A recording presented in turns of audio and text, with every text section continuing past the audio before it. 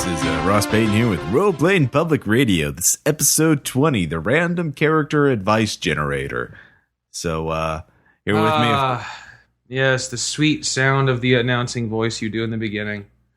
I mention it every damn episode. I'm sure people are tired of it, but damn it, I can't help it. Yes, so of course here we have our special guest, Cody Walker. You might remember him from episode 6 and a few of the actual plays. He was Martin Van Buren with electricity powers in the Wushu game, and we just recorded another game, The Esoterrorist, where he played an agent fighting the evils of the esoterrorists. So how you doing, Cody? I'm doing quite well, thank you. All right. So anyways, in this episode, we're going to be talking about character creation, the best and the worst, along with examples. So first, I guess we'd start out with some of the horror stories of the most horrible characters. Of course, we did a whole episode on the Witchblade and the player who created her, Jessica. But let's talk about some of the other horror stories. Code. Yeah. Well, I could always start with a blast from the past. All right. Fantasy 2000, high school. Cast your mind back, Ross. Okay. Yes. You remember Poros? Yeah. Chris's character. Yeah. The GM pet character. Yeah. That could not be harmed by any means. Right.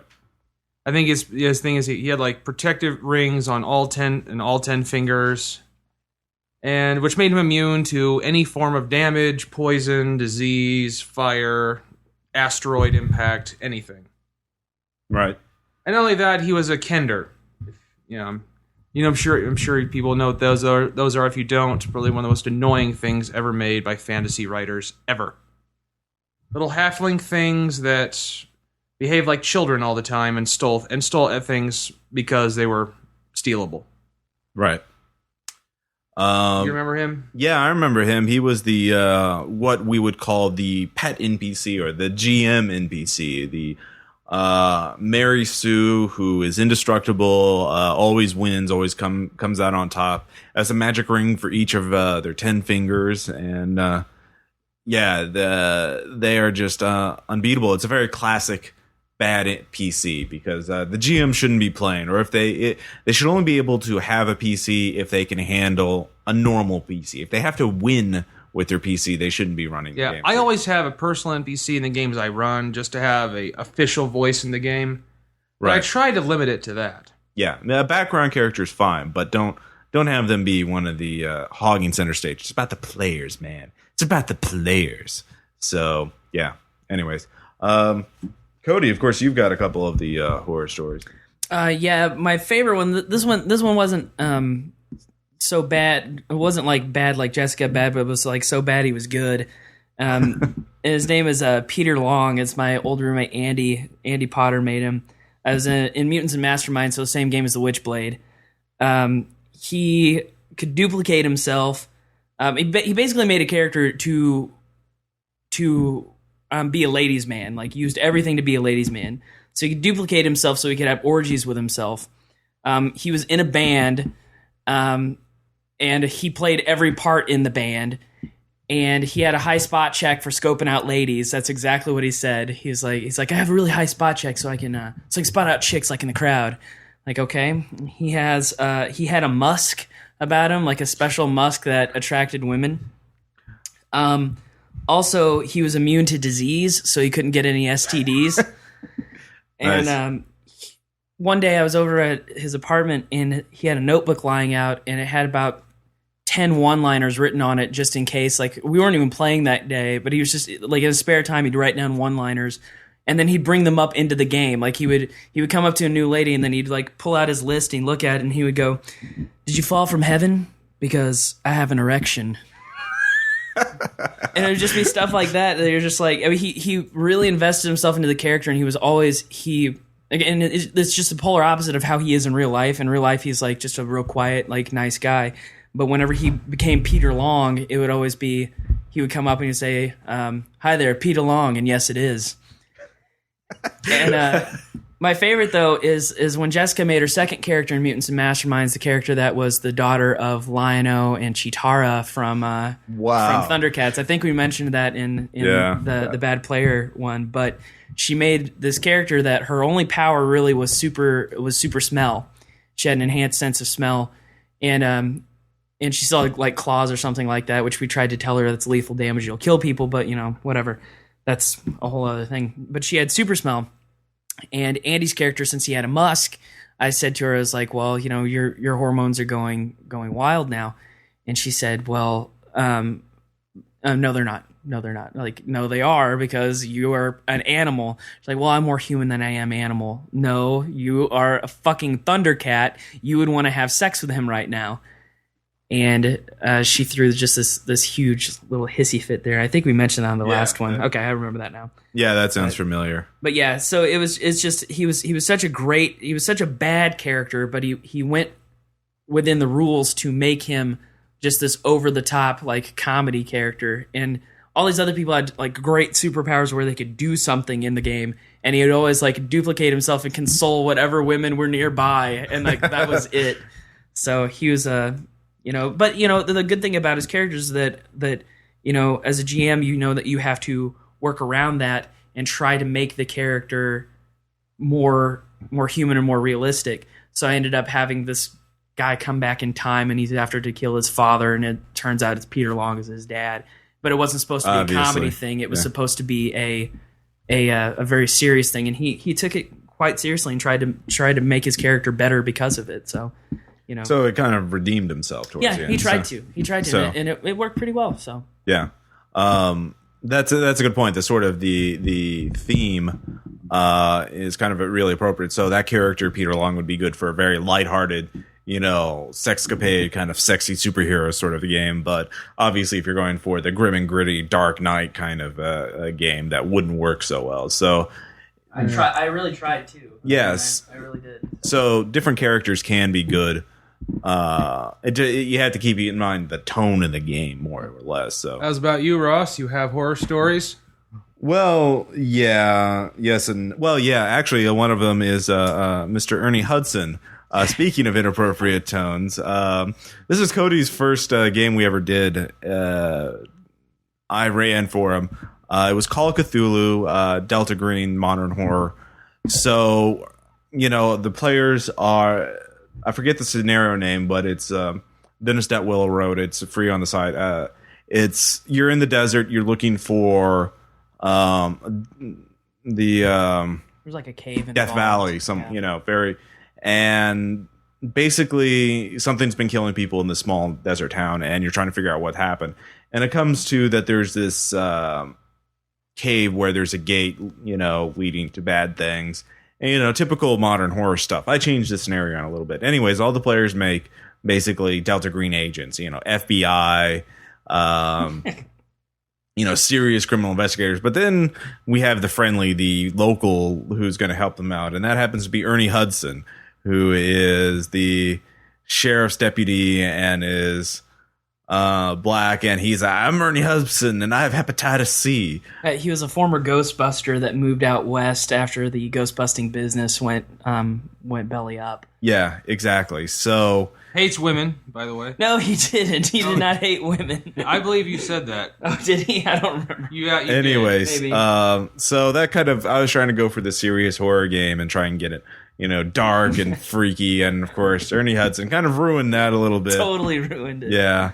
Well, so my favorite part was at the end, like anytime that there's a situation where like you think that someone's going to die, Ernie Hudson says, they go, well, we need a volunteer to go into this cave. You probably won't live.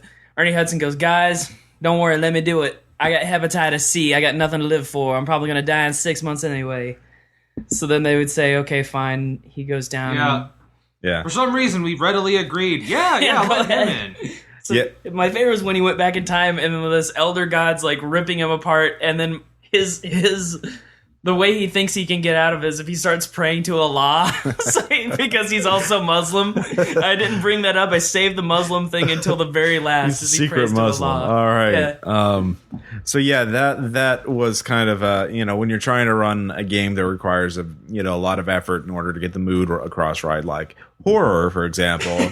A single bad seed can sort of ruin the game it wasn't ruin, but it can dampen the mood, kind of change it from horror to say comedy or light horror or something like that. So that would be one of my stories. Anyways, let's see, Cody, of course you mentioned some of the other things. Speaking of theme, you tried to run your own game, I think, of monsters and other childish things, and there was what was it? The character with the weird names. There was my friend Adam Slimp is great because he just can make some great characters. But he made a character that basically every name that he had to have in it was an alias for Old Dirty Bastard from the Wu-Tang Clan. So the main character's name his character's name was Joe Bananas, and his connections were his dad's name was Dirt McGirt, and he had a former teacher named Mr. Rainbow that watched out for him. And his monster's name was Peanut the Kidnapper. And Peanut the Kidnapper, in monsters, obviously, the monster has to have something that it likes. And he likes money and kidnapping children. So he would have to go and kidnap children to keep his monster appeased, or give him money or something like that. And the character was completely and totally always against whatever authority was there, and was also thought everyone was racist against him. And my favorite is that the scenario was it was the first day of school. They're freshmen, so they've never been to the high school before. It's their first day of school. He comes in, the principal comes outside, and he goes, his name's Principal Cooley, and Principal Cooley says, come on, kids, let's go inside. We have to go to the assembly, so everybody get in here. And Slimp's character Joe Bananas says, just right off the bat, I mean, I don't even finish my sentence. I don't even get the period off on my sentence. And he goes, "Fuck you, Cooley!" And I said to him, I go, you realize this is your very first day of school, and you just yelled, "Fuck you, Cooley," to the principal. And his response was, he goes, "Oh, wait, this is our first day of freshman year?" I go, "Yeah, that's what the setup was." He goes, "Okay, I'm going to play this a little differently then." But then, the rest of the game, it was him trying to, get out of class, every single time. He's like, can I roll, a dodge check? Can I do this and this and this? I'm like, just go to class. It's your first day, for the love of God. Wow. It's a horrible game. Horrible game. So, yeah. Anyways. Obviously the single bad scene. Of course, you had problems with other characters, but that kind of setting off right at the beginning is very important to set the mood. And if that first scene goes bad, then it's all downhill from there. At least in my experience. Oh yeah, but, yeah. And I had another one a little more recently too. Oh yeah. Yeah, my friend Tila, who loves to watch our games. Okay. But she decided she would try to join in one of them, and unfortunately it was my long-running Gargoyles campaign. Right. And she makes a gargoyle who lives in New Zealand because that's the big sexy country right now. Okay. Only she had a Japanese name. Okay. She lived in a cave up in the mountains of New Zealand, yet she had a 5 in computers. We use the White Wolf system. She had 5 in computers, was an expert hacker, but knew nothing of the outside world, even though she has access to the entire internet. Right. And her sole reaction to anyone coming around her was to be really cute, or when danger showed up, to leap behind someone and hide behind them. Wow. That was it. That was the extent of her addition to the game. I actually had to stop running it for a while. It fucked up the rhythm that bad. That indeed sounds pretty bad, Tom. So what happened to her character? Did she just, I just pretended she never got in the game afterwards. You just kind of rebooted it? Retcon. The ret cannon. Well, I didn't reboot. No, I reloaded from a previous save point. Oh, I see. You're using the of course, for our readers, all 5 listeners out there who aren't, the comic book fans, retcon means retroactive continuity. That's the comic book term for, Superman wasn't really dead. That was his robot clone double twin thingy. So there was no Superboy, there's no Legion of Superheroes that knew Clark as a child. Yeah, exactly. Or whatever Cody said. I don't Go know. to hell, John Byrne. If John Byrne's listening to this, he can suck my balls. Yeah, so Yeah, and and Ma Kent was old in the 30s, and she's still alive now. Yeah. well, that's When she all got comic de-aged, characters they are got like that. they got like de-aged too when Smallville came out. Like they're younger and like 40 or 50-year-olds or something like So that. Ma Kent is more like Melf Kent. Yeah, essentially, yes. Yeah, it's like, but then they've re-aged them again. It's like it's just ridiculous. Nice. Off on a tangent. That actually reminds me of another character that I actually read. We'll be linking to particularly infamous thread on RPG.net called The Worst Character Concepts You've Ever Seen as a GM. And there's one called The Invincible Hammer Wheel. And I just have to read the entry for this because this is particularly brilliant. I think I've mentioned it before, but it bears repeating. So anyways, The Invincible Hammer Wheel, it goes like this. It's let's see, post 144 in the thread, if you were paying attention. The superlative hammer wheel. The invincible hammer wheel's power is that he has hammers for hands and wheels for feet. Or it could have been wheels for hands and hammers for feet. The player himself wasn't sure, but my mental picture of the character is a man with monster truck wheels plugged into where his arms should be, and drives up to villains and kicks them with his sledgehammer feet. This is basically how the conversation went. You're running a superhero game. Can I play? Well, sure. Do you have a character concept in mind? The Invincible Hammer Wheel.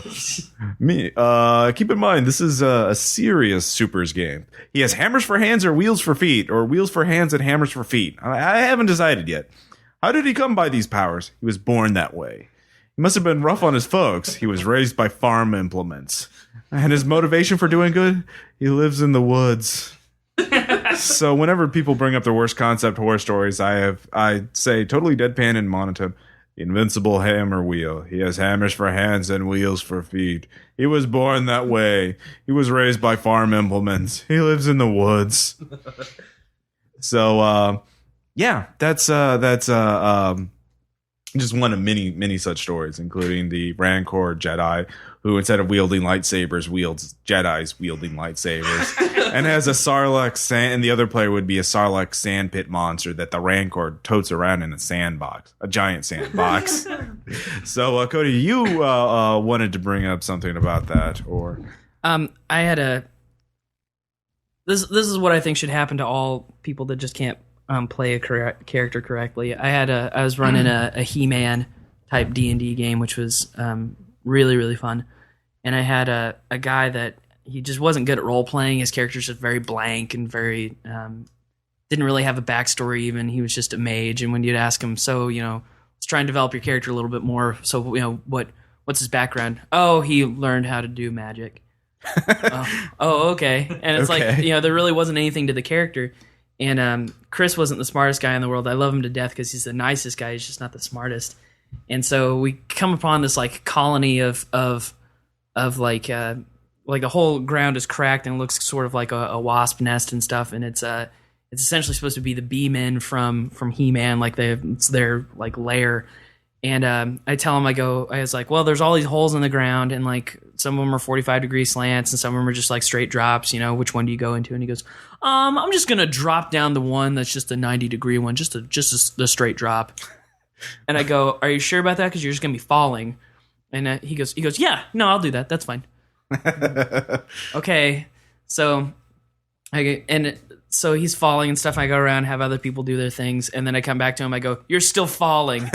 And then I go around to the other people and they do their things. I come back and he like he tries to stab his sword into the side of the wall, doesn't do it, and he ends up falling down. And there's these B-men come up and he tries to fight them or something. And I mean, they've completely outnumbered him. They've taken him. They rip off all of his clothes. He's bare ass naked, and they take him to their queen. So the queen's there in front of him, and I've given him all these opportunities to either repent for what he's done or to like just give up or do something. So he comes up and he's there naked in front of the queen, and she's like, she's ungodly powerful, right. I mean, absolutely ungodly powerful. And she's there, and she says to him, "Why have you entered my kingdom? And he goes, "We're here to kill you." Not the best answer. Right. Not the most diplomatic. And she says, "You and what army? How do you think you are going to come and kill me? You are nothing compared to the power I have." Right. Typical super villain stuff. Yeah. villain banter. But she really wasn't even a villain. She wasn't even attacking. They were there just to kill them, And so she's like, how do you think that you can do that? And his response is, he's like, "You don't even know. I'm going to fucking kill you." He's like acting so tough. She goes, "All right, fine." I make him get grabbed by this queen character, and she rapes him. And when I say rapes him, I mean rapes him from every orifice. Like his earlobe is like his ears are a little bit wider now. His nose is a little bit wider. Like every part of his body is just ripped open a little bit more. And I just did that because it's like I was trying to give him a little bit of character development because I know it's extreme to do, but I was trying to John Byrne character development. Well, no, I was trying to give him something that would horrify him, so it's something that he could keep coming back to, and something that he could take with him later on. Okay, and also to make him think more before he does something. Right. And he took that as like this very personal attack against him as a human being in real life. Right. And so he never played with us ever again. And he was pretty. Was that the first time you'd ever played an RPG? No, it wasn't the first time. That was actually like the fourth or fifth game that he played with us. It was the first campaign he'd ever gone on, but it was like, and I seriously wasn't trying to be malicious when I did it. It was one of those situations where his character was completely and totally uninteresting, and I was trying to give him something that we could work with later on, and to one of those do or die moments of you choose to make your character better at this point, or you stay completely and totally vanilla from there on. Right. And he chose to completely never play with us ever again. So, so there was that. Well, what were some of you said you gave him some chances to redeem himself or something like that. What were some of the chances that you gave him? Well, it was just I'd put him in a situation and I would say, how do you react to this moral dilemma? Yeah. And he would go,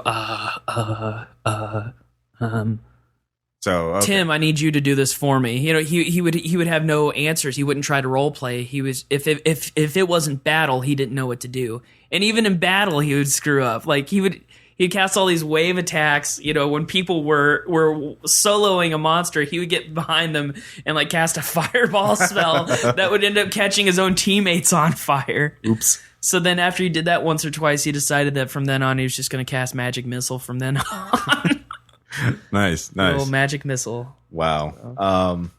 That actually reminds me of one of the PCs. I may have mentioned it before. Zombie survival horror game, sort of the classic zombie survival game. We played in our hometown, and everyone makes themselves as a character. This is all flesh must be eaten, by the way.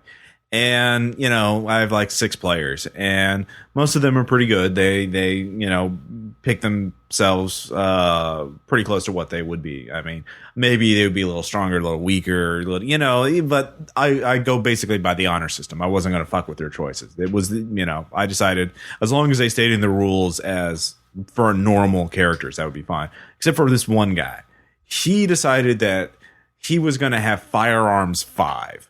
And Firearms 5 in All Flesh Must Be Eaten is like Olympic level medalist, like Special Forces sniper. As in, I can shoot someone from 3 miles away with a 50 caliber rifle. I can bullseye a fly with a 9mm. Yeah, exactly. Yeah, even better than that. And he's like, yeah, I've been shooting several times. I have Firearms 5. That's when Morgan Freeman comes to you. Shoot the wings off that fly. Yeah, exactly. And he was a theology major. I'm not going to say, I mean, he was a gamer. And I was just like, everyone, I could have ruled as no, you have Firearms 2, but I wasn't going to be a dick. I decided, you know what? Fine. You'll have your Firearms 5. I'll just get back at you. And so I basically killed his character off by the end of the game. I mean, technically he survived, but his leg was ripped off or crushed, or he lost his leg, and his fate was uncertain as I got, he was helicoptered, evac'd out of there. So yeah, he was just, that was again, sort of like, why are you just munchkining out? And that's sort of another thing is, obviously the game is more than just a tactical combat game. I mean, it's role playing. So I think obviously character creation involves a lot of like, deciding what your character can do and can't do. And I think sometimes you want a suboptimal build. You don't want to min-max everything. I think that's sort of missing the point. It's like I talked to Ben Ball recently, and he said, I never thought the enemy as a disadvantage was really a disadvantage, because when the enemy shows up, you get more playtime. You get to play more. It's focused on you because you're the one who has to deal with your enemy. So in that sense, I'll always have enemies. So I'll be the one having to deal with threats and that sort of thing. So, Cody? Well, something else I wanted to add to that is it's the thing about some bad characters is that, the thing is that the players that made them honestly think that they're a great character or a great idea. And so it's kind of hard sometimes to DM around with a character that is so wacky, not just because it'll break up the flow of the game, but it also, if someone's so emotionally invested in this character that they think is just the coolest person in the world, then it's sort of, you're telling them your idea sucks. Yeah, your idea sucks and you're a horrible person for it. That's true. You just have to be careful on something like that, If you had to, how do you break the news, or how do you deal with that sort of situation? I talk shit behind their back. I never tell them in their face. That's one way. That's one. I really feel like it's what I try to do, though. What I really try to do is try to guide them into making their character into something else. Give them some sort of problem that they're going to have to deal with. So the Chris thing, when I had him raped, I wanted him to try and figure out how to become better because of it. And my friend Jared had a character that was just the ultimate, Frank Miller character. This badass guy that goes around and has a hard-on for destruction and death. And he thought that what would make his character cool is that when he killed, he was a expert killer, and he would cut off their ears after he killed his victims, and he put it on barbed wire that he had around his arm because they never heard him coming. And you're just like, that's the dumbest thing I've ever heard. Wow. And I felt bad because his character didn't have any sort of development. Everyone else in the game had some sort of something that made them a special character. So I said to him, well, maybe we could introduce like a love interest that this girl used to be in love with, and then this guy had murdered her or took her away from you in some way. And he goes, well, my character's never been in love. And wow. I said, okay, well, what I mean is that, and I tried to backtrack and say, well, maybe he was never in love with her, but he wasn't certain and stuff, and she got murdered, so he never got that chance to possibly admit feelings or reject her or something. He didn't have the choice, right? So there's something. I thought, God, just work with me for the love of God. And so he goes, well, that'll work. As long as he's never been in love with this girl, that's fine. I go, okay. So we have this round, and I'm going to introduce the character and things. The guy that killed this girl. Right. And I introduce the character, and he says to me, it was just so lame because he broke out a character, and he goes, so are we going to do that? We're going to do that part of the story now? And I go, yeah, that's what we're doing apparently. And he goes, okay, cool.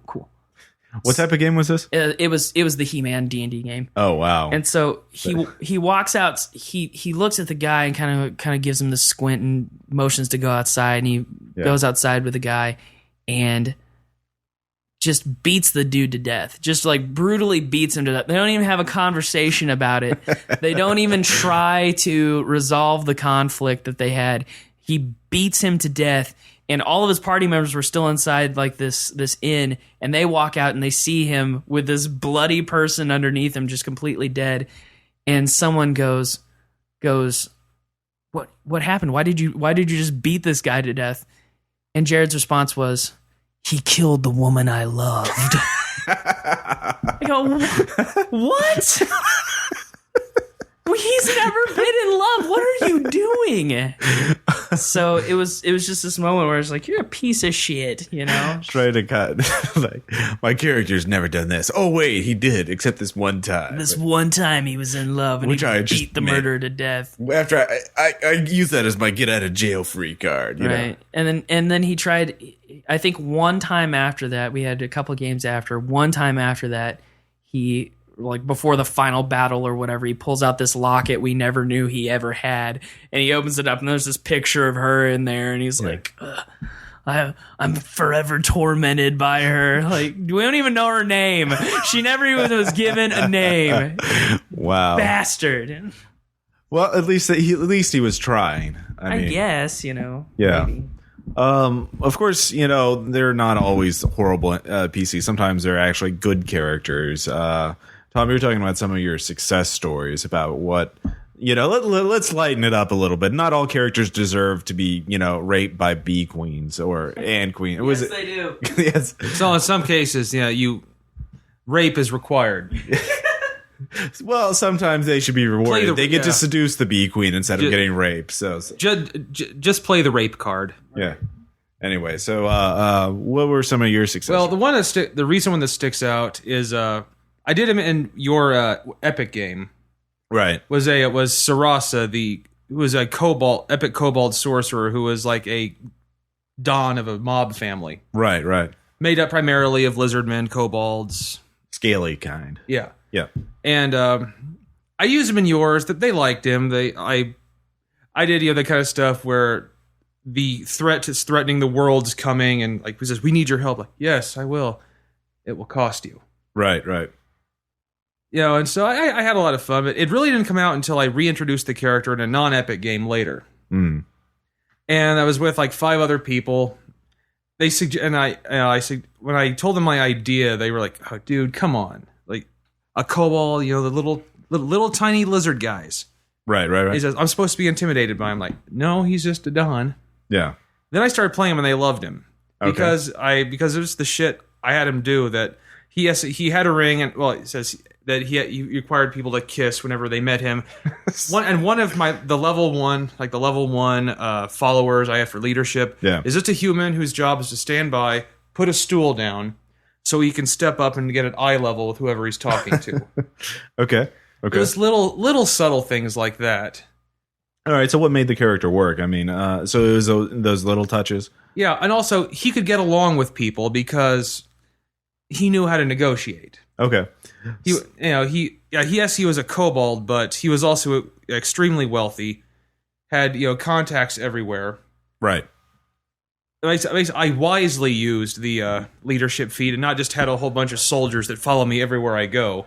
Well, it sounds like he wasn't like a standoffish kind of like I'm a Frank Miller character. No, he was much more like Vito Corleone. Okay. Which is a good point because, this is a group game. This is something where people need to be interacting with each other. And, when you have the Frank Miller wannabe who is, I'm going to kill people and that's it. And I have barbed wire wrapped around my arm. That's harder to get involved in the game than someone who's social and wanting. And yes, the only scaly kind could become made men. Right. But he'd deal with anyone who would care to deal with him. Right. You also used him in the Rain game I ran. Yeah, I used basically like him starting out. Yeah, exactly. So that's again, you sort of reintroducing him, building layers on the character, and a mob don surprisingly could work well with people. Right, that's their whole point. So that's the thing. This is an ensemble effort, and building characters that are not necessarily social butterflies or what have you. Yeah. But, Now crime lords can be a big problem too. Like if you're playing him like Vito Corleone, he can work. If you're playing him like Tony Montana, right, then that could be a problem. Yeah. That's jack off violence. Yeah, exactly. Yeah, the jack off violence I think is the big point. Maybe we could say there are no bad player characters, only bad players. And no, they're bad characters. Okay, fine. I was trying to be wise, but yeah.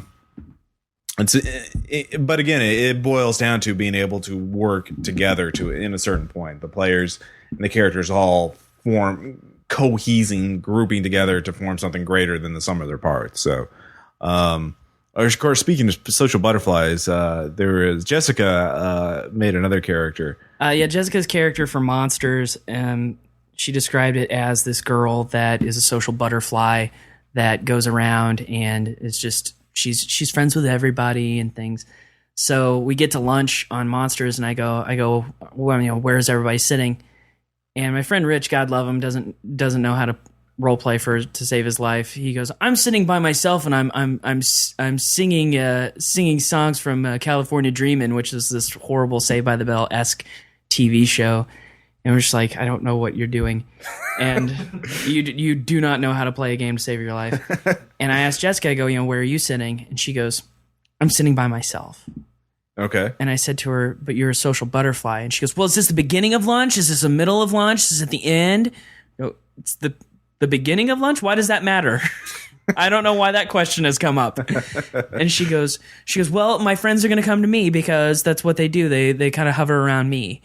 Like, okay. But she never talked to any of them. And then she ended up getting up and moving to go and be with Sam's character because Sam's character was also played by another character in the game. It's like, Right. It's like she wouldn't hang out with NPCs. She was only hanging out with player characters, that weren't even in her social group, Well, maybe that was her social group, PC. Yeah. Apparently that's her social group. That is a problem. The players who don't realize that metagaming that blatantly is sort of a problem. Like, oh, you have the PC Halo above you. Then you're obviously important.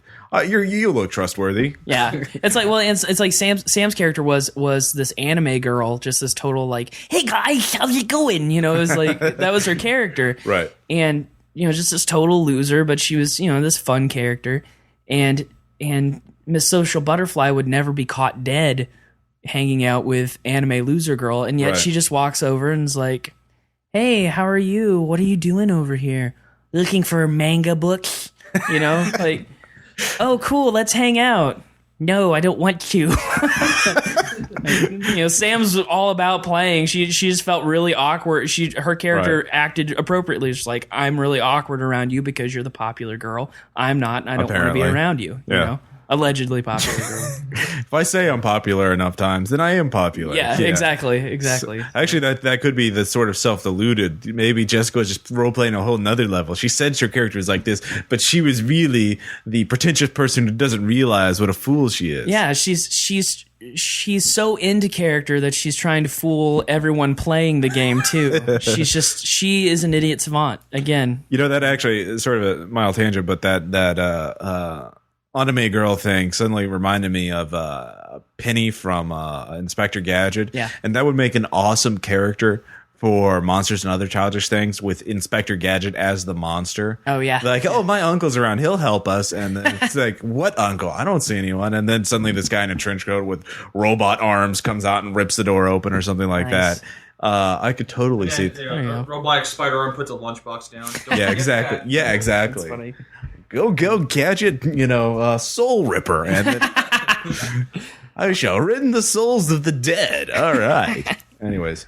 So yeah, the sort of anime girl, and what didn't Sam character, was her monster like a Mega Man robot or something like that? Oh no, well her character in Mutants and Masterminds was a robot. Oh okay, I thought that was one. Okay. Oh no, her character in Mutants and Masterminds was one of the better characters because she had subtlety to her character. She didn't explain everything out to everyone else. She wanted them to figure it out as they went along, which I thought was brilliant.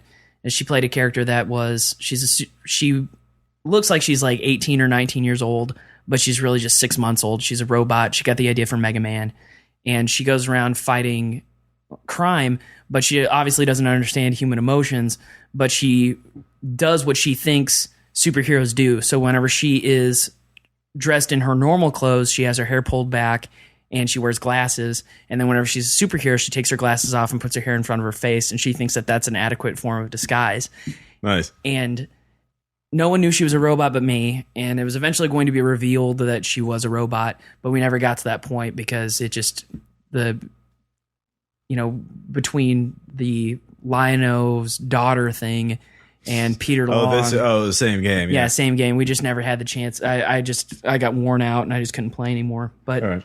And I think a character that I was always proud of that I made was when we played that one sci-fi game that I can't remember what system it was or anything like that, but we were going to be journalists that went around. Oh, the transhuman space. Right. I liked my character in that game because I myself wasn't fully aware of the game. I couldn't quite wrap my head around it just because It's a very complex setting. Yeah, it was a rough setting at first to just be thrown into it. And so I made a character that reflected upon that. He was like an ex-Earth boxer and stuff. I basically made him to be Ted Grant, Wildcat from the DC universe, stuck in this sci-fi setting. Nice. And I enjoyed the character, and I enjoyed being just this kind of voice of reason and sanity in this world of just insane science fiction and stuff. And he really was a brawler, but he actually had some sort of depth to him because he knew he was out of his realm and out of his depth. So I really enjoyed that character because he really was. Yeah, just to explain that game, the basic premise was that the characters lived on a remote colony in deep space, like on an asteroid, basically. And the asteroid was set up so it was like a big bubble with like a farm on it. And all the PCs were like kids or people who lived on there for a long time. And so they decided, though, that they were bored of this, living in the farm with their artificial gravity and their cows and their chickens and everything. And they were going to go out and see the great big solar system. And if you've read Transhuman Space, it's a very complex system with a whole lot of stuff that I can't explain easily.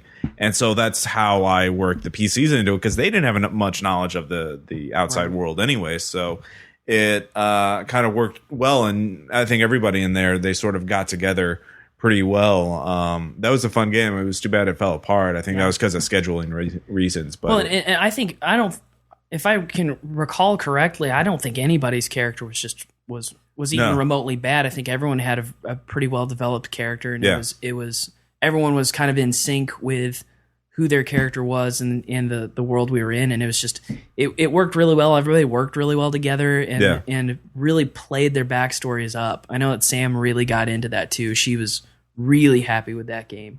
I was that. Here. I was the biologist guy. I remember in that one.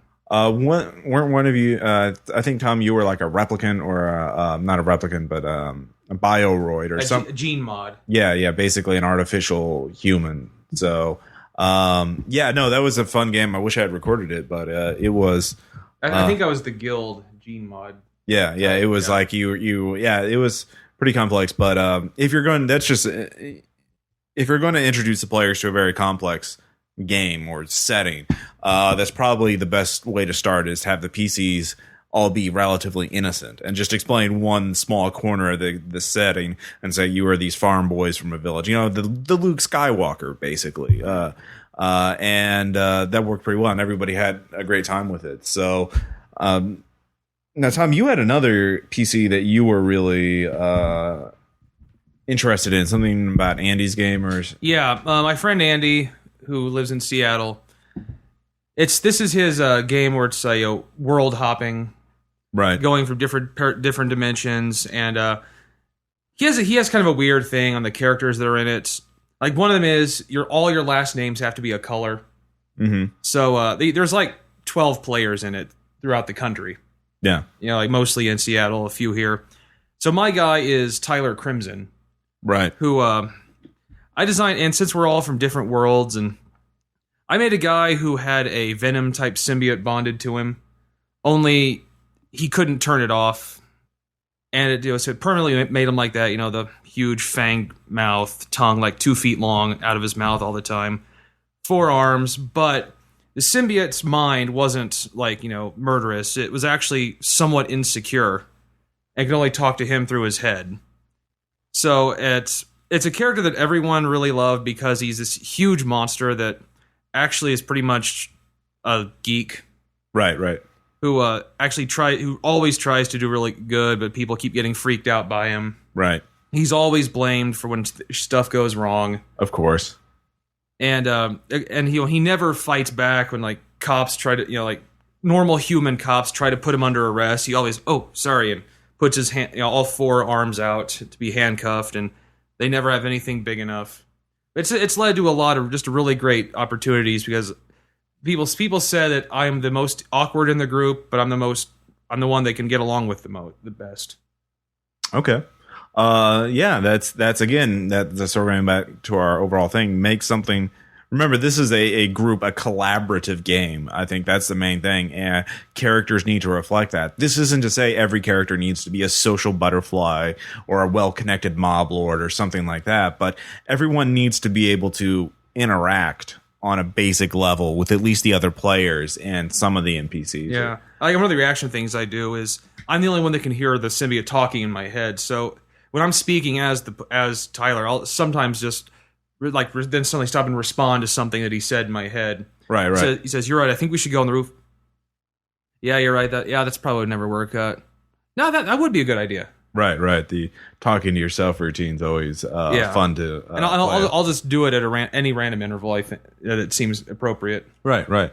So yeah, that again, if that's the one piece of advice I would give is make something that you have fun playing and that can work in the game that you're in. Yeah. It's a bit of a balancing act sometimes. Yeah. To get those two things together. Yeah. I mean, you want to have fun, but everyone else should have fun too. Right. So keep in mind the other players and create something that's not going to be a problem and be self-aware enough to be aware of your own limitations. If you don't like playing something or you can't play, say a bee queen rape victim, don't put yourself in that situation or try and try. Isn't that the what jerks that think that that rape it happens because of women? Isn't that what they say? You put yourself in that situation. Oh yeah. Well, I don't know. Don't jump any deep tunnels that seem to go on forever. Or when you're captured and outnumbered 100,000 to 1, just I surrender. Yeah. Trust. There's nothing wrong. There's nothing going to make you kill you. There's nothing that makes you less of a man than just going, I will die if I try to fight. Yeah. You are a level 7 war mage. You cannot take on a level 25 sorceress, you asshole. And there could have been such great role playing moments with that incident. Yeah. Exactly. Trying to negotiate, trying to trick her, any number of things. Like flattering her. Anything except your thorax is looking shiny today. Well, the thing is that I played so many games where none of them wanted to role play. They all just any situation where it looked bad, they're like, let's fucking kill it. They never took hostages. Rich was the only person in an actual D&D round where he grabbed a guy and choked him and said, he's like, you're going to tell me what you know about this situation, or you're going to die. And I'd never seen anybody in my party at that point ever try and interrogate anyone, because they would just go in, kill everything, and then move on because they consider it like a Final Fantasy RPG or something like that. Right. Well, that's something you need to do. You need to, if someone does something like that, that's a sign of where you want them to go, reward them for it. Right. Yeah. If someone actually negotiates and you're like, after nothing, killing, and then one person actually decides to roll diplomacy, reward it. Yeah. That's another thing. You can fight the other players, inner PC rivalry can be really fun and interesting, but don't fight the GM, especially on something really basic. If you sense the GM is, saying, no, don't do that. Are you sure you want to do this? Are you really sure you want to do this? Don't you want to talk to the guy? Take those hints. And, the GM is trying to tell a story. So give him the benefit of the doubt and see where the story is going. Now, to be fair, if the GM does something to your character that is totally, unacceptable. De-liching? Yeah, de-liching or bee queen rape or something like that. Bee queen rape is not unacceptable. Don't listen to Ross. Bee queen rape is always acceptable. We should have a show dedicated to bee queen rape. Yeah, this bee queen rape survivor support group, BQA, Bee Queen Rape Anonymous. So, there we go. But no, seriously, don't fight the GM. Don't be so contrarian. If you want to do a hack and slash game, then with nothing but killing, make sure everybody's on that page. If all your players after one session are like, let's just kill things, make sure, I don't know, tell them, talk to them and see if they can make characters. Try and give them hooks that they would be interested in. And sometimes that doesn't always work out. And say, oh, there's a woman you loved and this guy killed her. Be like, yeah. Well, and on the plus side of that He-Man game is that, Andy Potter made a character that his name was, I can't remember. His name was like Kaloon or something like that. And he was the sorcerer character. And at one point I had planted the seed that his father was the rightful heir to like the throne of Eternia, and his father's name was Keldor. Well, Keldor is actually Skeletor before he became Skeletor. I know way too much about He-Man. But anyway, so I was going on saying that, you're the rightful heir to the Eternian throne, so, you need to overthrow Evil Lyn, you need to become king and all this stuff. And at one point, Andy, without even knowing that he was Skeletor's kid, he had no idea. He says to me, he's like, hey, I want to do something in the next game where I sacrifice my life for the team and stuff. And when I do that, I'll come back as like this even more powerful guy, and not like ridiculously overpowered, but I come back as a different character class. And my face is now completely scarred. I've got like this skeleton looking face. And he had no clue that he was going to be Skeletor. He had no clue he's Skeletor's kid. And I said to him, I go, that's absolutely perfectly acceptable. And he goes, really? I didn't think you'd let me do that. And I go, no, that's perfectly fine. And so by the end of the game, like, he essentially becomes the next Skeletor. And it was this whole transformation, this entire game. It took like 6 or 7 games from him to go from like this sorcerer who's just like didn't question anything to get to the point where he has become like this total badass Skeletor. And there was development, and he went one game without even playing that character. He made a completely new character so he could trick everybody else in the game into thinking that he was gone for good, and it was so, I mean, he really took that character seriously and really worked with him. And everyone in the game knew he was Skeletor's kid but him. And then we had to sit him down and go, you realize who your dad is, right? And he goes, no. And we sat there and explained the whole thing to him, and he goes, holy shit. And I said to him, I was like, you came up with all that on your own, and you created this character that was so good and like so much larger that I couldn't believe that, we were on the same wavelength and we never said anything about it. And so it was one of those few times that, well, not one of those few times, but one of those times where you're just like, that's probably the best character I've ever seen, just because, it was very organic how it worked in the development. I didn't have to do anything on my part. He did it all himself, but he didn't make the game about himself. Like he still let all the other characters shine, and it was just he's such a great gamer, and I miss him so much, but he works all the damn time. Oh, at Lone Star. Go there. Go eat at Lone Star. Yeah. And role play with him when you're there. Yeah. Like, Sexy I'll role buy play the too. steak if you tell me what you're going to do if there's an orc in the room with a pie, and you must get the pie. The +5 pie of deliciousness. Yeah, exactly. So, that shows a really, really good technique, actually talking to the GM directly about what your goal is for your character. Like, and if it changes, talk to him about that. See if, you never know what the GM has in mind, and that could be more awesome than what he was originally going to do. So yeah, well, and what Andy and I used to do is almost after every single game, we would go into a separate room, and we would sit there and we would talk about what he wanted to, we'd talk about the game, we talk about how well everybody did, and we talk about where he wanted his character to go from there. And Sam and I would talk about her character, and Sam's character was so much more subtle than all the other characters, again, because she is a theater major, and she believes in actually acting out your character and like being a part of your character, And so like there was stuff that Sam did in that game. She was just this really brilliant bard, and she and I we worked, just like driving home, we would just talk about like all these things for her character, and she would do all this stuff and no one would even notice, no one would even care. But she had a great time, so that's all that mattered, Yeah, exactly. And I had to push for Jessica because Jessica's character was, was supposed to be lawful evil, and she treated her like she was lawful good because she won't play her character correctly. And so I had to force all these scenarios where I eventually made her into She-Ra because I was like, I have to do something to make this character interesting. Right. So, but by the end of it, and I'm not trying to toot my own horn, but toot. I eventually made Jessica's character into like this really awesome character. It had a really great ending. It all worked out really well because of DM involvement. So yeah, that's interesting. I usually don't take that kind of track myself when I'm running the game. I don't take people aside individually, and honestly, when they do approach me like, oh, you want to do that, I'll take notes of it, and then half the time I'll forget about it during the game.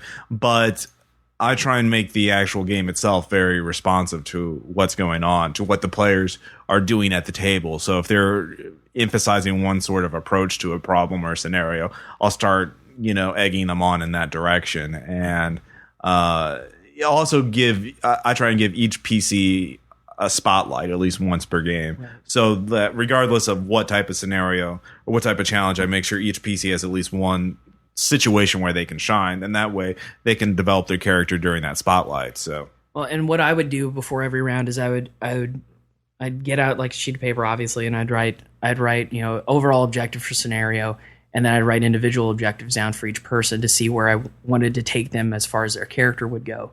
So I'd say, okay, this time we're going to introduce this character from Andy's past, or I'd say this time we're going to introduce, this time Jessica's going to further deal with the fact that she doesn't have any memory or something like that, or she will see something that will trigger her memory more, and so I would write down all these individual things, and I'd try to make sure I always made sure that everyone had one thing that was like specific to their backstory or to where I wanted to develop them in the future, and I'd make sure that happened per round. And if I didn't, then I'd be like, fuck, and then I'd have to go back and fix it the next time. So that's a good approach. I mean, if you're doing it sounds like your game was very character focused. I mean, it was all about the PCs and what they were doing. I usually do sort of like, this is the overall plot, and this is what we're going to go by in terms of all the longer campaigns I've done have been like that, like Mask of Nyarlathotep, where they're trying to save the world. And of course, that didn't have much character development because they would go through. Character development was getting a new character because it was called Cthulhu, and that had a high PC replacement rate, we'll say. But there were other ones like the Hunter Reckoning campaign, where they pretty much had there were 1 or 2 deaths in a 6 or 7 month campaign. And there's a lot of PC development in that, I think. The PC's all like I would. One other thing you could do to help develop your character, or as a GM to help players develop their character, is give them encouragement to do something outside of the game to build up their character. For example, I had one player who I gave him bonus experience points for writing up a post about what his character did to HunterNet, which was a sort of online network for hunters, vampire hunters, basically, in Hunter the Reckoning. And so he got to reflect on what his character did, his morality and things like that. And that really helped him flesh out his character. And so that really helped. And other things, obviously doing character art or, writing up their backstory more or things like that can really help. Just giving them time to think about what their PC is and what they want to do. So, Tom, do you have any techniques as a GM that you use to help players bring out their PCs? Well, there's a time I actually required them to have a backstory. Oh yeah, because I had a group that was so chronically focused on just getting from one combat situation to the next, and I like a good fight. I can do a fight night, but when it's all they want as a GM, I went through campaigns like every other week. I just kept getting tired of the same shit. And then I tried to mix it up. I'd do an investigative game, and all they wanted to do was kill gang members or something. So finally, I weaned one group of that simply by making consequences to their constant fighting. Okay. Like what? Like if I was running a cop-based one, kind of it was out of a Heroes Unlimited. Right. Well, Palladium actually was more ninjas and super spies, where they just wanted to go after this local street gang that's kind of peddling a new drug, and they just kick doors in, hose the place down with automatic weapons. So the time the first time I fucked him, I had a police surveillance team watching the place. Okay. And when that started going down, suddenly 10 cop cars surrounded the building. A SWAT team showed up. And they're saying, let's kill them all. Yes, that's exactly what happened. I knew it. And they burst out they rolled initiative, Palladium style. So they went first. Of course, they were the big, powerful characters. So each one killed. I think 2 killed a cop, and then a few more wounded them. Then I rolled the initiative for the police. How many cops? There were 20. Wow. There were 10 plainclothes cops with 9mm, and then there was a SWAT team with shotguns and M16s. So I rolled for them, and In one round, all of them were dead. Wow. And they looked at me like, what the hell? Like, what? They told you to surrender. That's what you guys want. You just murdered 2 of the cops. Yeah, right? they're not going to reiterate, put your guns down now. Yeah, you killed Frank, and Frank was their. He was about to retire, man. Yeah, he was 2 days away from retirement. Poor John. So, and then, this group eventually I weaned off of that. I mean, where they can appreciate a good fight. Like, another time was a D&D game. Another way I made them not want to just kill everything, I gave backstories to just about every monster that showed up. Really? That wasn't just a mindless monster. Like, when the orcs showed up, they have a reason for raiding hills, because a township has violated a very old treaty that they signed with the king of this land, that they could settle here. Mm-hmm. And they were simply defending their rights. And eventually, I finally hit a breakthrough where finally one of them says, all right, let's go talk to them. I'm like, yes. And then they suddenly found out that, hey, negotiation is cool too. Ah, okay. And so I was able to finally balance them out. Like, yeah, a good fight's good, but good role-playing's good as well. Okay. Interesting. So that's sort of the main dilemma, I guess, is breaking the Munchkin hack and slash groups. Well, especially new gamers, when they feel that's what you're supposed to do. Yeah. Damn you, Vigia Games and Final Fantasy, for teaching us that role-playing equals combat. Or communism. Yeah, well, no, not at all. Gay communism. Yes, Tom, that's exactly I what wrote that. Yes, you did. I'm famous. Reference to Extreme XP. Anyways. Watch it. So yeah, that's a really good advice to break. We should do a whole show on breaking hack and slashers of their habits. Yeah, but you don't have to do it. You don't have to bludgeon them over the head with it. Just kind of push slowly. Yeah, teaching about how to slowly massage it into their head. Make that Skinner box, work for you. That Pavlovian response. So, all right. Or it's like, when I did the orcs, it was they were killing them, and I started just because the one orc surviving actually in broken comment said, "Please, I surrender." Oh yeah, and it's like you can almost the group suddenly just slammed to a halt. Yeah, they're like, "But what?" Their world just shattered as they realized that they are not just that NPCs are not just a collection of hit points and armor and class. Experience rewards. We're people too. We're non-player characters, but we are still player characters in some way, aren't we? If you take us to -1, do we not bleed out every round until we make a Constitution check? Do I not have an AC of 16, please? I only have banded mail. Yeah. Yes. So that's Will, I think that any final words on character creation advice or anything like that? I have 6 things for character creation. Oh yeah. Oh, he has a list. Snap! I have a little list. First off, the first tip for making a character is needlessly detailed background information. Whether you're going to make a wacky character like Ernie Hudson, or if you're going to make the Witchblade, or just any character in general, if you have a lot of background information, it gives yourself a lot of room to develop, and also gives the GM something to work with. Yeah. And hey, if you use the shit you came up with, that makes you shine more. Right. Good for you. Yeah, makes you look better. Yeah. Also, the second thing is have some problem that makes the character more human. So, again, if you are going to make a wacky character, give them some random disease. Give them hepatitis C, give them AIDS, give them HPV. It doesn't matter. Asthma. It instantly apparently makes them wacky. That they Or asthma. Even asthma. Actually, asthma is pretty good too. Well, when they proudly proclaim their disease, as you did. Well, think of it this way. true. As I mentioned earlier, disadvantages give you more play time. It gets you more time, so it gives you more of the spotlight. It doesn't have to be a disease. It could be enemies. Right. It could be bad habits. It could be any number of things. It gives you more time to actually be the one that the GM is focusing on. Tuberculosis is acting up. Yeah. Or, the FBI wants me, or the clown, or the Amish mafia. They're coming to get me. So, right. anyways. Next, number 3 would be keep a consistent theme. So just make sure that your character, at least the overall idea of your character, stays consistent. But if you're a sword fighter, don't suddenly whip out an M4 carbine. Right. Well, and also, you know, if you're deathly afraid of something, make sure that you stay deathly afraid of it the entire time.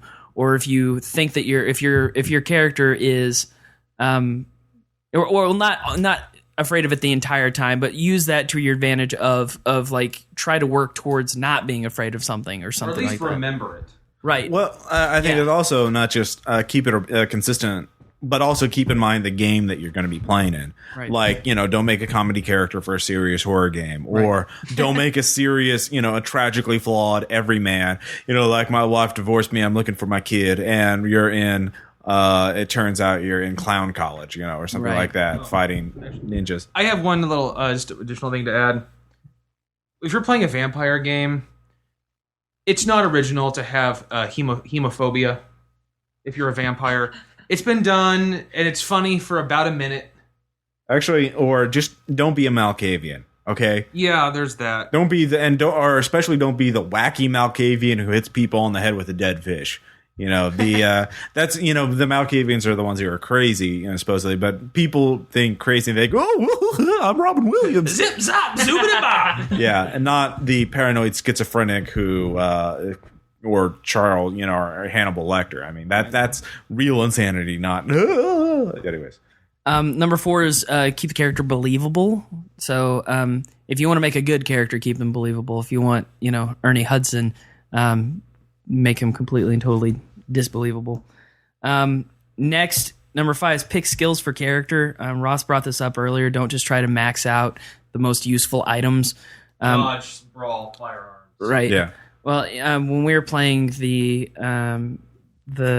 Gumshoe game the other day, I added a couple of points into my trivia for the sake of just making the character, he knows a lot about trivia. You know, that might come up, who knows? I don't care if it does or not. I have it there for the sake of he's a trivia buff. Well, actually, I have a really good example of that.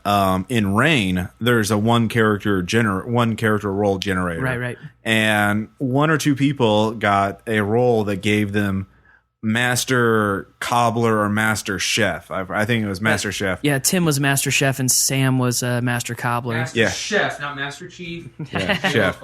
And they actually, and so being really good at cooking in an epic fantasy game doesn't sound very useful, but they use that ability to prepare this massive feast to gain all these bonuses to basically schmooze and woo all the other organizations, all the other power players in the kingdom. So they had so after that they had the Duke and the church and everyone else on their side. So it actually turned out to be very pivotal for one of the scenes. And it was combined. Somebody had a garden that they owned. Yeah, Tim and had so a they garden had these too. secret herbs that they used to make the feast even better. So that minor inconsequential stuff, I think there's this saying on RPG.net that I read. The greatest enemy to creativity is a lack of limitations. If your character has all these limitations, all these, you know, minor skills, you'll start coming up with really creative ways to use them. Like, oh, I'm cooking, right? Well, then I know my way around the kitchen, so I can sabotage the gas stove and set a trap for the bad guy. Right. Or I can do this, or, you know, or trivia. I remember where this, you know, hotel is, or I remember this thing on Skid Row or something like that. So yeah. Anyways. And also, I liked my character in that too because he can make steam-powered robots, and I really liked that character. He never did it, which was okay, but it was because we never played. Yeah, we never got around to that point. But I liked the character because like he was just this guy that he really liked steam-powered robots. Yeah, like, yeah. It was just, I dug that. It was a fun little aspect. Overall goal. And the final thing, the sixth thing, and I in my mind is the most important thing, is that the story isn't always about you. Let other players actually play too. Yeah, and obviously you have to have moments that you shine in, but don't absolutely believe that you are the end all beat all. The story was made specifically for you. It was made for everybody. So just have fun and fucking play the game instead of trying to make it all about you like you're the star. So yeah, actually, I just got to play with the people of the Bear Swarm podcast, and they were playing Inspectors, which is a rules light RPG similar to wushu. And, you know, everyone had to make sort of a normal type person. And so there was like a computer programmer, a garbage man, and like some divorced guy. And I played a former American gladiator. So I was obviously the wacky one, and I had a lot of the spotlight, but I made myself not, you know, take over every scene. I kept my mouth shut for a lot of the stuff so the other players would have a shot at playing, and everyone else had fun, and they had a lot of really good moments too. So like if my character was left behind, everybody else got to the bad guys first. I was like, all right, that's fine. I'm not going to be like, no, I get there first. I wasn't like one of those dicks who's like, no, I'm American Gladiator, I can outrun their car or something like that. Or, you know, I wasn't trying always to win. I just say, all right, that's cool. You'll get back to me when you get back to me. So anyways, so yeah, that's some good advice. So character creation is sort of the first step of gaming, and if you fuck that up, it's going to be hard to have a fun game. But anyways, Tom does not have a letter this week, but there's a good reason for it. Yes, and why is that, Tom? Well, we've received some requests via forums, emails, and whatnot that some of you people, I don't know, I use you people as a generic term. You wish to see more of the skits we used to do. Yeah. I have heeded your words, and I am currently working on 3 of them. The scripts, yeah. Yes, I have another Game Masters in the works.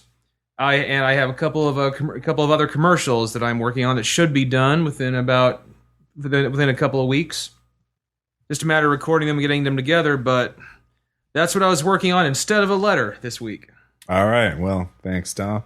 But we still, of course, we're going to have the shout outs as one of our latter things. And we do have an anecdote, and I'll get back to that Inspector's game. So, Cody, you have a shout out this episode. Grant Morrison's website has actually been redesigned, so it's worth checking out. I think he posts blogs regularly on there, and they're just as fucked up as anything ever. So yeah, it's worth checking out. Especially if you have a hard-on for Grant Morrison like I do. So. Yeah, just so you know, Grant Morrison is crazy Scottish comic book writer who believes in chaos magic in real life and has written some really mind-fuck comics, and like Doom Patrol, Flex Mentallo, The Invisibles, The Filth. It is good stuff and good fodder for modern horror, modern conspiracy. I think Mage, the original World of Darkness game, owes a lot to The Invisibles. I mean, there's just no doubt that The Invisibles forms a good core for Mage. And so take a look at that, and Grant Morrison is as crazy as ever, so even if not more so. And Animal Man is a fucking phenomenal book. You should pick his run of that. Anyways, so Tom, what do you got? Well, I have a Mutant Mastermind supplement, one I picked up at Gen Con that I think I mentioned already, just mentioned in passing in our Gen Con wrap-up. Yeah.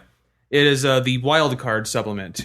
It's the supplement from Mutants and Masterminds of a comic series in the 80s and 90s. Yeah. And I didn't even know this comic series existed, but I started buying some of the comics now, and I really like it. About alien virus that kills 90% of the people it infects in really horrific ways. Not 9% it mutates beyond recognition, and then 1% gets really cool powers. I like those odds. Yeah. Yeah, it's really great supplement. I'm going to actually run my first game of it tonight. Oh, interesting. So we'll hopefully have an actual play of that recording. Oh, yeah, that's the plan. All right, cool enough. I've got a few shout outs myself. The first is Gumshoe, which is a new RPG system from Robin Laws, and so designer of Pantheon and Feng Shui, among many other things. Anyways, it's an investigative game where instead of rolling to find clues, you just spend points, or you automatically get the core clues to solve a mystery. It's just up to you to interpret them. We just ran a game of that, the Esoterists, the scenario Profane Miracles. We'll have the actual play of that up sooner or later, and it's a fun system. I'm looking forward to running it again. And if you're wanting, it's easy to pick up. I mean, I hadn't even really read the rule book before, until an hour before the game started. And by the time the game started, we all had it down pretty well. And by the end of the game, we all had it down just like that. So it's definitely something to look into if you're looking to run a mystery game. and not just horror games. They have a superhero game called Mutant City Blues, which is CSI meets Powers meets Top 10, that kind of thing. So the other two shout outs I have are for two Xbox Live games that have been around for a while, but I just got them. Or actually, Braid, which was released in June this year. It's a platformer puzzle game where you can rewind time, and there's some other time travel chicanery, and the art is incredible. It's beautiful. It's done by the Dave Hellerman, I believe, who did the webcomic. Actually, that's the game that Yahtzee just recently reviewed in Zero Punctuation. Okay, and Braid, it's fucking brilliant, and the ending is incredible. It's a very simple game. That's very just if you have Xbox or the PS, I think it's on PS3 network as well. I'm not sure. Get it, just get it and play it. Okay, don't even argue. Just do it. Okay, it's only 4 or 5 hours. Don't use a walkthrough and just do it. Yeah, it's beautiful. The other one is Castle Crashers. Same guys who did Alien Hominid, and it's side-scrolling beat 'em up, kind of like River City Ransom or Double Dragon or something like that. Great graphics. Yeah. There are plenty of unlockables, hidden characters, and it's got great music, great graphics, great sense of humor. It's a really fun game, and you should check it out if you can. Yeah. I have one more shout out that I completely forgot about. Apparently, Aaron Sorkin is making a Facebook movie. Aaron Sorkin is in Sports Night, West Wing, stuff like that. He has some sort of thing where it's not like a Facebook documentary. It's like a movie about Facebook, which I don't know how you would do that. I bet it'll have guys at the Facebook Corporation walking down long corridors and talking really fast. And constantly walking in circles somehow. Yeah. And but yeah, he apparently there's some quote on Yahoo's Entertainment News, the best source of entertainment news out there, besides IMDb News, which is the greatest source of entertainment news. But he had said, he goes, well, I've written the first 15 pages of this, and I just don't know what I'm going to do for pages 16 through 130. But I'm on Facebook now, and I'm trying to go and contact some people, and he's making friends on Facebook to try and figure out how to write a Facebook movie. Wow. So I tried to be his friend on there, but he won't accept, you can't even click on him for some reason, at least whenever I tried to at school. And so, but if you get the chance, try to be friends with Aaron Sorkin on Facebook and tell him how fucking stupid he is for making a fucking Facebook movie. It's not really a shout out. It's more of a screw you. No, it's more of a call to arms. You know, it's like, all right, what's next? Coupon the movie? It's a movie about a coupon. You know, they like the coupon, so they probably like the movie. No, it would be Craigslist the movie. Oh yeah. Used couch. It's free if you can come pick it up. One cushion smells like cat pee, but other than that, it's good. You could get another couch cushion. It's kind of a peat lime green. Yeah, I could go on all day. I like the about hookers that. on Craigslist. Yeah. One left nostril inhaler. Yeah. Exactly. So, yeah. There's actually one other game that I've been playing. I just recently got Xbox Live. I finally decided to get some points for that. Bionic Commando Rearmed. If you love the original Nintendo game, Bionic Commando Rearmed is fucking awesome. It's got great music, and you get to blow up Hitler's head again. So, yeah, you damn nerd.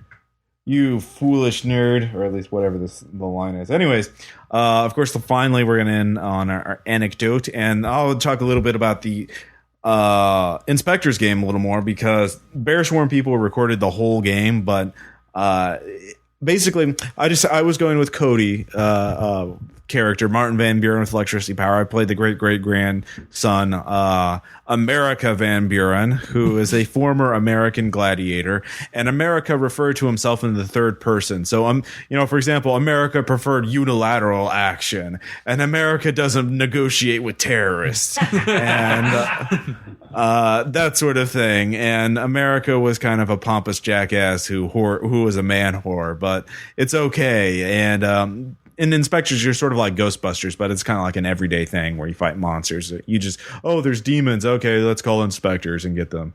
And see, I brought my laptop to the game, so I looked up the Wikipedia entry for American Gladiators, and it's pretty fucking comprehensive. Let me tell you, they have everything in there about American Gladiators, even what games they had each season.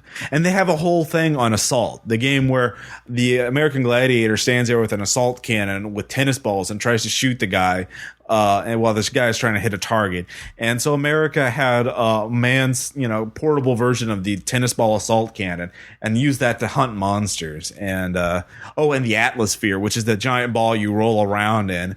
And, it was ridiculously fun. I got to seduce the alien queen of the UFO people and then start an international world war. Or no, because of the disease I gave her from seducing her, that wiped out the entire alien race. And should have had immunity disease for STDs. Yeah, well, America is resistant to such scourges. But yeah, it was. We'll have the link whenever it gets posted. But teabagging the enemy of your who tricked you into going into the Umbrella Mansion is the greatest victory America can have. So yeah. Anyways. That's been episode 20, the Random Character Advice Generator. I'm Ross Payton, and of course with me is Tom. Yes, both of us having to share one mic, so we're back and forth. But Ross gets his own microphone because he owns them. Yeah, that's an advantage of being the one who edits and does most of the work, Tom. And of course, you need Cody. me, Ross. Yeah, well, no. Sexual seduction. Yes. And Bee Queen Rape Anonymous. We'll have the support group shortly. So we'll talk to you next time.